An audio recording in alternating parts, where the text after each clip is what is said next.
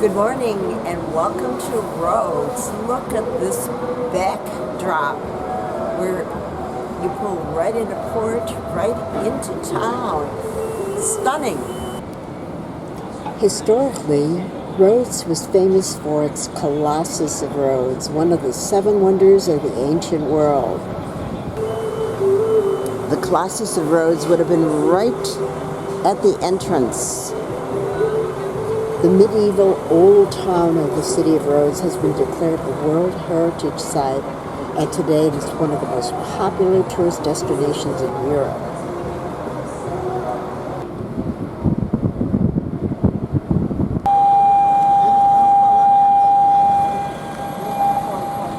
This is one of the most beautiful ports I have ever docked at on any cruise.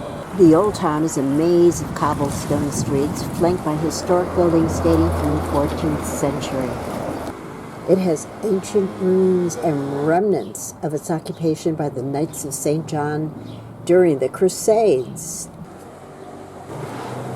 The cathedral may have functioned as a seat of a Latin archbishop, but between the 19th and early 20th century, the church was converted into houses. And during the Italian occupation, the houses were demolished. At least here it says, made in Greece.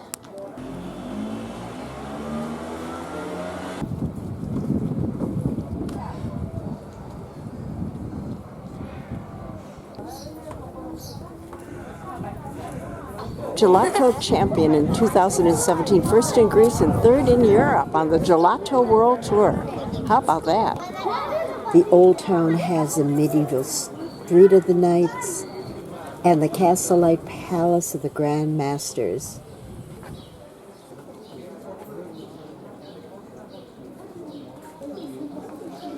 Section of the old moat. We're at the Archaeological Museum of Rhodes. Hello. Oh, they're opening. Oh, they're opening it. It's €8 to enter.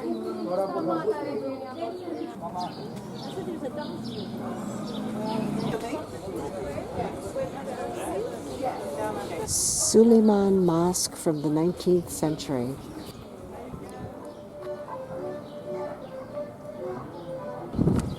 It is a three-aisle Gothic church. The foundation of the Church of the Knights was laid south of the Grand Master's palace when the order became established in 1310. All important religious and political activities of the order took place in this church. The palace of the Grand Masters was built in the 14th century by the Knights of St. John. The structure survived an earthquake but was destroyed by an explosion in 1856 and later restored by the Italians in 1930s. The historic street leading up to the palace is called the Street of the Knights. Captured by the Ottomans and then held by the Italians, the palace is now a history museum. We are here at one end of it. This is the Street of the Knights. The Auberge were the buildings where the Knights of the Order of St. John of Jerusalem, who spoke the same language, could gather and discuss matters of communal interest, dine, and offer hospitality. The Knights themselves owned private lodgings.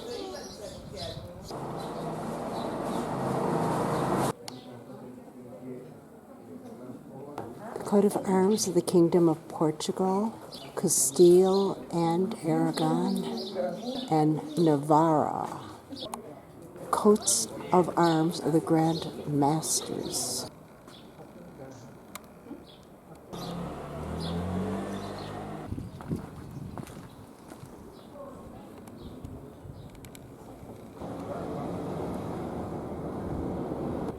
What a super great street.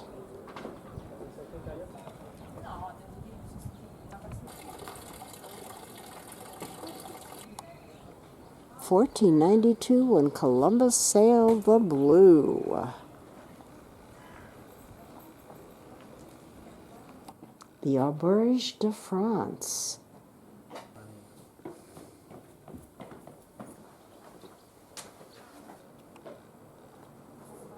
Steve and I are taking a well-deserved gelato break where they make their own ice cream. I'll tell you one thing, it's a million times better than on board ship. Very good. It's difficult for me to decide between the maracuya and the mango.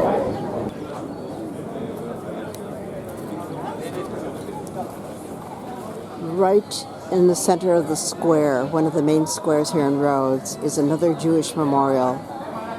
Whopping 1,604 people from Rhodes and Kos. And nobody could ever protect them. I understand it's a double-edged sword that if they were caught sheltering somebody, they would be killed also, but nonetheless, it's just terrible.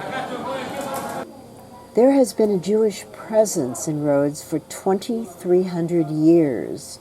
They were at times persecuted by Romans, the Knights, and other rulers of the islands.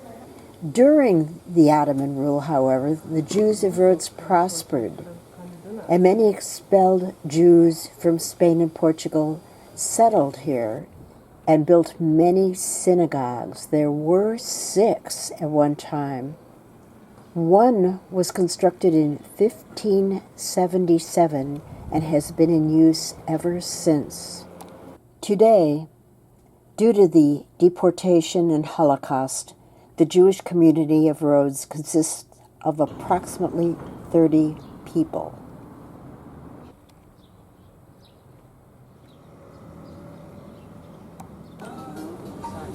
We thought before we go back to the ship, a drink of Greek wine was in order, and I want you to take a look at this pour at Nemo's for €2.80. Gigantic. I will be here until the ship sails to drink this. I was going back to the boat. Thank you. Unfortunately, I couldn't get the pilot coming off the boat because it was up further. Oh well.